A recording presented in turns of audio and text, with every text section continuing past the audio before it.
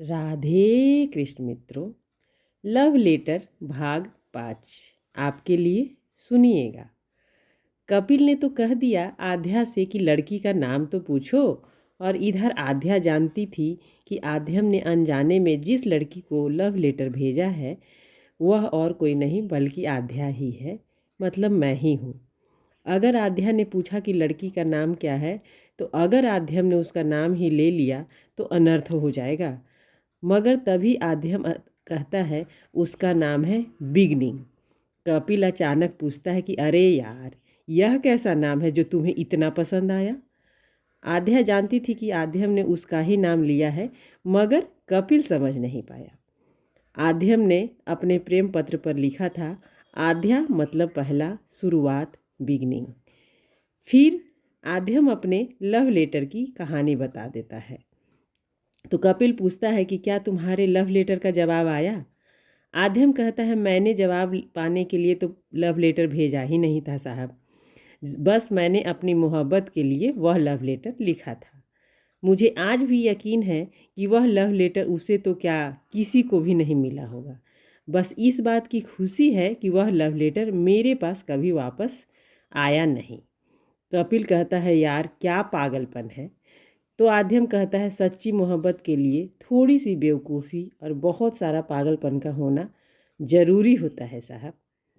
मगर तभी आध्या पूछती है कि आपने पजल के बारे में भी बताया था, आपको पता था कि आपके भेजे जो पजल है उसका हल क्या है।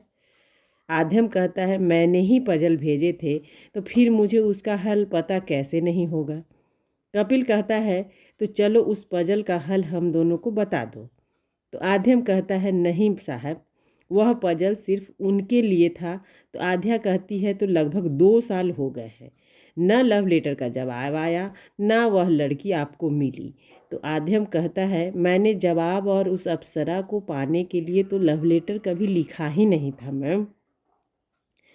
मैम मैंने कभी वह लव लेटर उसके लिए लिखा ही नहीं था। पहली बार आध्या को लगा कि आध्यम ने उसे मैम कहकर गाली दी हो। वैसे उसे बहुत से लड़के मैम कहकर बुलाते थे तो वह बुरा कभी नहीं मानती थी, मगर आध्यम के मुंह से मैम सुनना उसे बहुत बुरा लगा। तभी कपिल कहता है कि मेरी आध्या की खुशी के लिए उस पजल का अर्थ नहीं बता सकते तुम।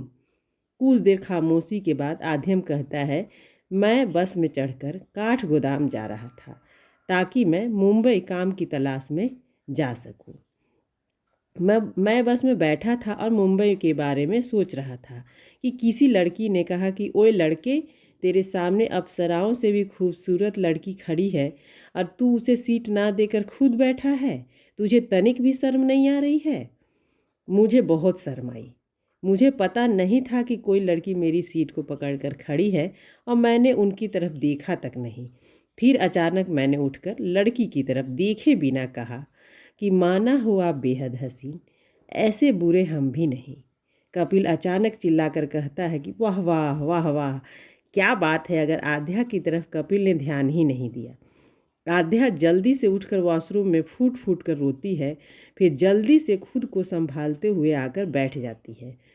मगर कपिल ने देख लिया था कि आध्या रोई थी। कपिल कहता है कि यार तुमने तो मेरी आध्या तक को रुला दिया। सच में तेरी मोहब्बत अद्भुत थी, लेकिन बस उतने में ही तूने लव लेटर लिख दिया। आध्यम कहता है कि जल्दबाजी में मैं अपनी बैग बस में ही छोड़ आया था।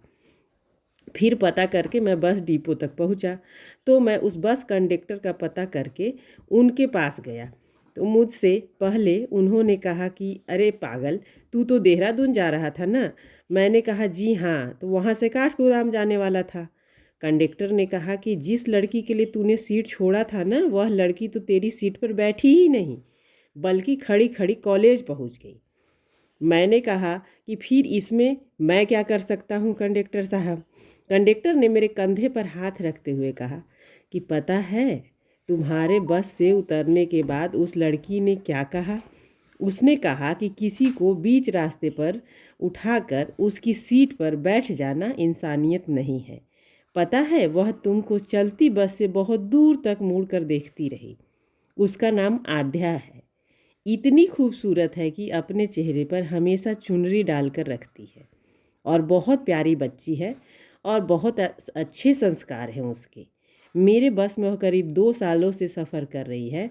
मुझे काका काका कहती है, लेकिन पूरे 2 सालों में न जाने कितने लड़के उसके पीछे पीछे बस में चढ़ जाते हैं। यहाँ तक कि अमीर अमीर लड़के भी अपनी गाड़ी और बाइक खड़ी करके मेरे बस में चढ़ जाते हैं, सिर्फ आध्या के लिए। मगर आध्या ने कभी किसी लड़के को भाव नहीं दिया। मैंने इन 2 सालों में पहली बार किसी लड़के को उसने बहुत देर तक पीछे मुड़कर देखते हुए देखा है।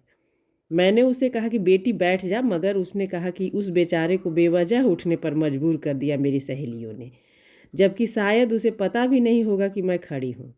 मैं अगर यहाँ बैठी तो मैं खुद को कभी माफ़ नहीं कर पाऊँगी काका। आध्यम फिर कपिल और आध्या से कहता है कि मेरी पलकें पहली बार किसी के लिए नम हुई थी। तो कपिल कहता है, अरे पागल, अब भी तो नम ही है, तुम्हारी आवाज़ तुम्हारा साथ नहीं दे रही है। तो आध्यम कहता है कि उनके दिए सम्मान को मैं कभी भूल नहीं पाया और ना कभी भूल सकता हूँ। मैं खुद को रोक ना सका और उन्हें लव लेटर मैंने लिख दिया। आध्या बहुत मुश्किल से पूछती है कि अब तक तो उसकी शादी भी हो चुकी होगी। तो आध्यम कहता है, शादी अपनी ज़रूरतें पूरी करने के लिए हम करते हैं मैम, मगर सच्ची मोहब्बत हम किसी को अपनी यादों में बसाने के लिए करते हैं, ऐसा मेरा मानना है। तो उनकी शादी हो गई होगी तो उन्हें ढेर सारी शुभकामनाएं। अगर नहीं भी हुई है तो आखिर हम मिले ही कब थे कि जुदा होने का खौफ रखें। आखिर हम मिले ही कब थे जो जुदा होने का खौफ रखें। तभी कपिल आध्या से कहता है कि चलो, हमने खाना भी खा लिया है। और फिर हमने आध्यम की लव लेटर वाली कहानी सुनकर नैनीताल की सैर भी कर ली है। मुझे नहीं लगता कि आध्यम के लव लेटर वाली कहानी से भी खूबसूरत नैनीताल में और कोई जगह इतनी खूबसूरत होगी। चलो आध्यम, तुमसे मिलकर बेहद अच्छा लगा। चलो अपना मोबाइल नंबर दे दो। आध्यम कहता है, मुझे कभी मोबाइल की ज़रूरत ही नहीं हुई तो मैंने कभी मोबाइल नहीं रखी। इतना सुनते ही कपिल फिर से हंसते हुए कहता है, सच में यार, तुम कमाल के पागल और बेवकूफ़ भी हो। फिर आध्या से कहता है कि अच्छा, मैं वॉशरूम से होकर आता हूँ, तुम तब तक बिल मंगा लो। कहकर जैसे ही कपिल वॉशरूम में जाता है, आध्या आध्यम से कहती है कि उस लड़की का नाम बिगनिंग नहीं आध्या है ना आध्यम जी। इतना सुनते ही आध्यम बहुत ज़ोर से चौंक जाता है। आध्या कहती है कि उसने पजल सॉल्व कर लिया है, मगर आपके लव लेटर का जवाब दे न सकी मैं। मजबूरी नहीं थी आपकी। आध्या ने आपका 2 साल तक इंतज़ार भी किया था। फिर बैग से निकाल कर उसे लव लेटर दिखाती हुई कहती है कि लव लेटर के लिए शुक्रिया आध्यम, कहकर नम पलकों के साथ बिल देने चली जाती है। आध्यम बहुत ज़्यादा खुश था कि चलो, उसका लव लेटर उसकी मोहब्बत को तो मिला, मगर पलकें नम थी। वह रो रहा था कि आखिर अपनी मोहब्बत को उसने गैर होते हुए भी देख लिया था। मिलते हैं अगले भाग में, तब तक के लिए राधे कृष्ण।